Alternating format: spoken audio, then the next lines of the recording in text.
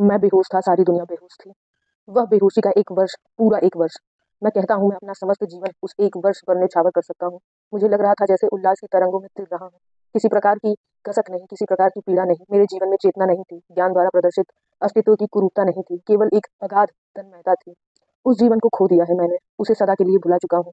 उसे याद करके अपने भारतुल्य अस्तित्व के क्षणों को सुहावना भी तो नहीं बना सकता हूँ, याद भी जाती रही है। दिल्ली से मैं श्यामला को अपने साथ कानपुर ले आया, या अगर मैं यह कहूँ कि श्यामला स्वयं मेरे साथ कानपुर चली आई तो अनुचित नहीं होगा। उसे एक सहारे की आवश्यकता थी, मुझ में उसे वह सहारा मिल गया। वह स्त्री थी, वह सौंदर्य और कोमलता की प्रतीक थी।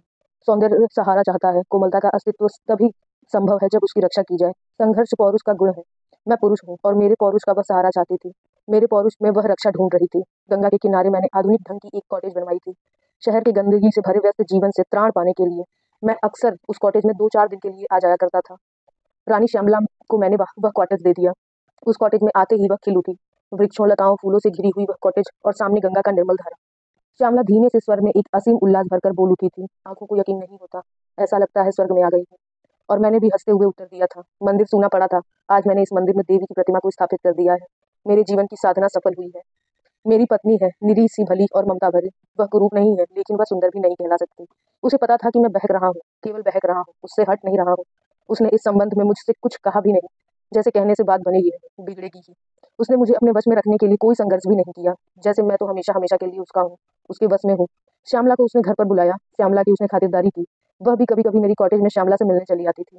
एक बार उसने मुझसे मुस्कुराते हुए कहा था, यही रानी श्यामला बड़ी अच्छी है, बड़ी नेक है, बड़ी भली है, लेकिन लेकिन मुझे लगता है कि बड़ी दुख है बेचारी बेचारी को। और फिर रुककर उसने कहा था, लेकिन वह तुम्हारी नहीं है, तुम्हारी शायद वह बन भी नहीं सकती।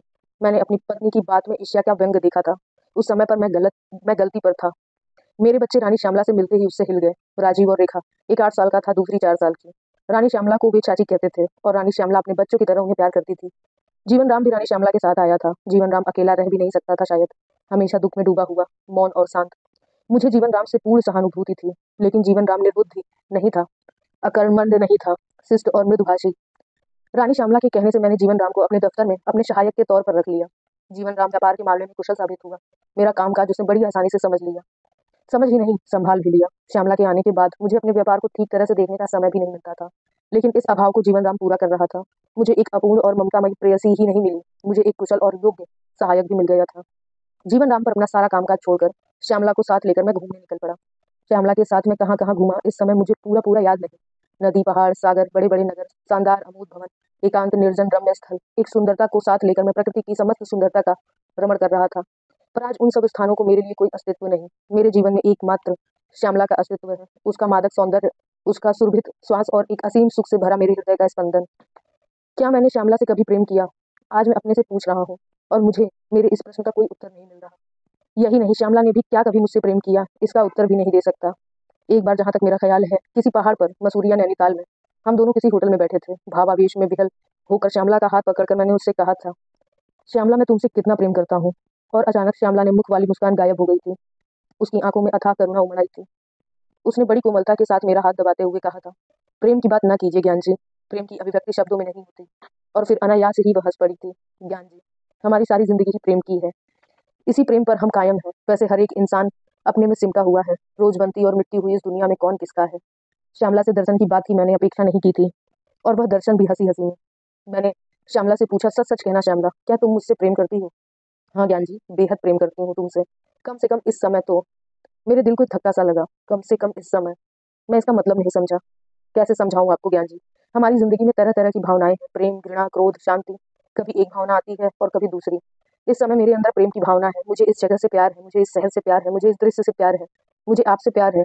सच कहती हूँ, मुझे जिंदगी से प्यार है। और यह कहते कहते उसने सहज भाव से अपने को मेरे आलिंगन पाश में बांध दिया। किंतु सुखी ही थी उस समय मैं, कितना सुखी थी उस समय मैं। लेकिन आज सोच रहा हूँ कि उसने जो उत्तर दिया था, उसमें कहीं कुछ रहस्य था। वह मुझ में झूठ नहीं बोली थी। शायद उसने एक बहुत बड़ा सत्य कहा था, जिसे मैं उस समय अनुभव नहीं कर सका था। प्रेम हमारे अंदर की भावना है, ठीक उसी तरह जैसे घृणा हमारे अंदर की भावना है। उस भावना को दूसरा एक निमित्त मात्र होता है, प्रमुख होते हैं हम। श्यामला से मैं इसलिए प्रेम करता था कि उसने मुझे सुख मिल रहा था। एक नशे की भांति प्रेम मेरे ऊपर छा गया था, और उस नशे में मैं सत्य को बिल्कुल भूल गया था। वह सत्य था जीवन राम श्यामला के साथ रहने वाला। जीवन राम जिसके साथ मेरा शुद्ध रूप से आर्थिक संबंध था, जो मुझसे वेतन पाता था, जो मेरा कामकाज देख रहा था, जिस पर मैंने पूर्ण रूप से विश्वास कर लिया था, और यह इसलिए कि मैंने अपने को भोग विलास में डुबो लिया था। जीवन राम बड़ा सीधा और निरीह था, कुछ अजीब तरह से भूला हुआ, खोया हुआ, अस्तित्व विहीन प्राणी। वह श्यामला का आश्रित था, वह श्यामला का अभिभावक था। आश्रित अभिभावक किस प्रकार बन सकता है, मैंने कभी इस बात पर ध्यान ही नहीं दिया। श्यामला की हर एक सुख सुविधा का उसे ख्याल रहता था। श्यामला के मुख से निकली हर एक बात उसके लिए आज्ञा के रूप में थी। जीवन राम से मुझे कभी कोई शिकायत नहीं हुई। ठीक तरह से वह मेरा कामकाज देख रहा था। यद्यपि मैं रुपए पैसे के मामले में हमेशा सतर्क रहता। यह रुपया पैसा, यह अर्थ, इसी के बल पर सब भोग विलास है, सब सुख है, मैं जानता हूँ। जीवन के हर एक कर्म में उसका आर्थिक पहलू मौजूद रहता है। मैं स्वीकार करता हूँ कि मैंने इस भोग विलास वाले आर्थिक पहलू को कभी महत्ता नहीं दी। अर्थ तो केवल साधन है, लक्ष्य नहीं। लेकिन इस आमोद प्रमोद और भोग विलास के जीवन में मैंने इस बात का लगातार ध्यान रखा कि मेरी आर्थिक अवस्था बिगड़ने न पाए। लेकिन आज सोच रहा हूँ कि हमारे जीवन को यह अर्थ एक अजीब ढंग से ढल रहा है। कितना अच्छा होता कि जीवन का यह आर्थिक पहलू मेरे सामने इस कुरूप ढंग से स्पष्ट रूप में आता। मेरे ही नहीं, दुनिया के किसी आदमी के सामने ना आता।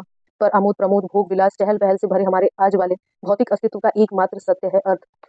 यह पता मुझे उस दिन चला जिस दिन मेरी साख को धक्का पहुंचाते हुए मेरा एक चेक बैंक से डिसऑनर होकर लौटा। बाजार में मेरी अच्छी साख थी, आज तक मेरा कोई चेक डिसऑनर नहीं हुआ। बैंक में मेरे हिसाब से करीब 22,000 रुपया था, और मेरा 4,000 का चेक डिसऑनर हो गया था। मैं सीधा अपने बैंक में पहुंचा, और वहां जाकर मेरी चेतना को एक भयानक धक्का लगा। मैंने हिसाब किताब निकलवाया, और मुझे पता चला कि प्रायः 4-5 दिन पहले जीवन राम ने मेरे जाली दस्तखत करके बैंक से के बीच से 1,000 रुपये निकाल लिए थे। मैं वहां से सीधा अपने ऑफिस आया। जीवन राम ऑफिस में नहीं था। मेरे बैंक जाने के समय ही वह ऑफिस से चला गया। वह जानता था कि उसका पाप प्रकट हो जाएगा, और शायद इसलिए वह वहां से चला गया। पर जीवन राम मुझसे बच कैसे सकता था। मैं सीधा श्यामला की कॉटेज पहुंचा। श्यामला ने उठकर मुस्कुराते हुए मेरा स्वागत किया। अरे, आप दफ्तर के समय। पर मेरी गंभीर मुद्रा देखकर वह सहम गई। उसने कहा, क्यों इतनी गंभीर क्यों है आप, क्या मामला है? मुझे जीवन राम से कुछ बात करनी है, मैंने कठोर स्वर में कहा। श्यामला मेरे निकट आई। क्यों, क्या बात है? जीवन राम भी दफ्तर से बड़ा गंभीर लौटा। वजह नहीं बतलाई उसने। क्या हुआ, मैं भी सुनूं। उसने मेरे जाली दस्तखत करके मेरे 20,000 रुपए बैंक से निकाले। मैं पुलिस में रिपोर्ट करने से पहले जीवन राम से ही बात कर लेना चाहता हूँ। जीवन राम शायद बगल के कमरे में ही था। वह शायद मेरी प्रतीक्षा ही कर रहा था, क्योंकि उसी समय उसने आकर कहा, ज्ञानचंद जी, आप पुलिस में रिपोर्ट न कीजिए, यही अच्छा होगा। मेरी पत्नी के साथ आप व्यभिचार करते रहे हैं। इस बात का मुकदमा मैं पुलिस में दायर कर सकता हूँ, यह आप न भूल जाइएगा। मैं चौंक उठा। तुम्हारी पत्नी? जी हाँ, मेरी पत्नी। जीवन राम ने रूखे स्वर में कहा, यह श्यामला रानी श्यामला मेरी पत्नी है, और मेरे साथ इस घर में रहती है। आप सारे हिंदुस्तान में इसके साथ घूमे हैं, आपने इसके साथ ऐश किया है। इस सब का सबूत मेरे पास है। आपने मेरी पत्नी ली है, मैंने आपका रुपया लिया है, हिसाब किताब बराबर हो गया। एकाएक मेरी समझ में सारी स्थिति आ गई। मैंने यह अनुभव किया कि मैं निम्न कोटि के कुरूप षड्यंत्र का शिकार बनाया गया हूँ। मुझ पर यह स्पष्ट हुआ कि दुनिया में न प्रेम है, न भावना है। जो कुछ है वह पैसा है, स्वार्थ है। मैंने देखा कि पैसे पर लोग सब कुछ बेच सकते हैं, मान, मर्यादा, इज्जत। मैंने देखा कि सारी मानवता मनुष्य के स्वार्थ में सीमित है। मैं व्यापारी अवश्य हूँ। कानपुर जैसे व्यापारिक नगर में मेरा कारोबार ऊंचा समझा जाता है, और मैंने अपना एक स्थान बना लिया है। लेकिन मेरी मान्यताएं व्यापारिक वर्ग से कुछ भिन्न है। मेरी मान्यताओं में चोर बाजारी नहीं है, मुनाफाखोरी नहीं है। मेरी साख ऊंची है, पर मेरे पास पूंजी अधिक नहीं है। मेरी आय मेहनत की है, पूंजी की नहीं है। और इसलिए 20,000 की नकद रकम मेरे लिए बड़ी रकम थी। उस रकम का निकल जाना मेरे लिए विपत्ति हो सकती थी। मैं उस रकम के अभाव में टूट सकता था, मिट सकता था। मेरे सामने जीवन राम खड़ा था, पीला कृष्ण कुरूप। उसके मुख पर एक अजीब तरह की मुस्कुराहट थी, जो मुस्कुराहट नहीं कही जा सकती थी, जो व्यंग नहीं कहा जा सकता था, जिसे मैं आज तक नहीं समझ सका। वह उस समय मुझे एक चलते फिरते कीड़े की तरह दिख रहा था, जिसे विधि ने मनुष्य को रक्त चूस कर उसकी हत्या करने के लिए पैदा किया है। मुझे उसकी शक्ल से घृणा हो रही थी, और फिर मेरी दृष्टि श्यामला पर पड़ी। उसका मुंह सफेद पड़ गया था, उसकी आंखें पथरासी गई थीं। वह सिर झुकाए टिटकी सी एक कोने में बैठी थी। उसकी सुंदरता और मोहकता मेरे नैनों से लुप्त हो चुकी थी। मेरी नजर में वह अब पाशविकता की एक इंद्रजालिका पुतली भर गई थी। मैं उठ खड़ा हुआ। जीवन राम जैसे बेशर्म और बेहया पिशाच से बात करना मेरे लिए बेकार था। मैंने श्यामला से कहा, श्यामला, अभी अभी जीवन राम ने जो बात कही है, मैं समझता हूँ वह झूठ नहीं। यह बात इस समय मेरे सामने बिल्कुल स्पष्ट है। यह बात पहले भी स्पष्ट थी, यद्यपि मैंने तुम्हारे रूप के नशे में इसे देखा न था। मैं इतना बेवकूफ कैसे बन गया था, मुझे आश्चर्य हो रहा है अपने ही ऊपर। अब अपनी तरफ से मैं भी दो एक बातें कह देना चाहता हूँ। वे बातें मैं जानता हूँ, तुम जानती हो, जीवन राम जानता है। कहना इसलिए चाहता हूँ कि उन बातों को हमारा मन ही नहीं, हमारे कान भी सुन ले। पहली बात यह है कि मैंने तुम्हें रुपयों से खरीदने की कोशिश नहीं की। मैं रुपए वाला हूँ भी नहीं। जो भी संबंध हम लोगों का हो गया, तुम जानती हो, उसकी शुरुआत मेरी तरफ से नहीं हुई, बल्कि तुम्हारी तरफ से हुई। और इसलिए न मैंने तुम्हें धोखा दिया, न मैंने जीवन राम को धोखा दिया। हाँ, मैं यह मानता हूँ कि मैंने अपने को अवश्य धोखा दिया, लेकिन आज मेरी भावना को एक गहरा धक्का लगा है। नेकी और भलाई से मेरा विश्वास जाता रहा।